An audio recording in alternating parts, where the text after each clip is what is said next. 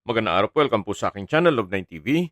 Nandito po tayo ngayon sa Royal Tagaytay Estate kung saan meron po tayong short video clip, isang retirement house.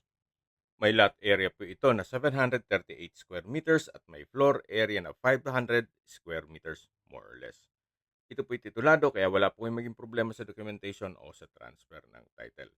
Ito po yung main house na kung saan meron po itong 2 bedrooms at may malaking living area, dining area at kitchen. Dito po sa likod ng bahay ay meron pong lanay, then yung guest house matatanaw ninyo at meron pong fairway view. Nasa loob po ito ng isang exclusive subdivision na meron pong 24-hour security at kumpleto po ang amenities gaya ng clubhouse, swimming pool, parks and playgrounds at meron din pong golf course.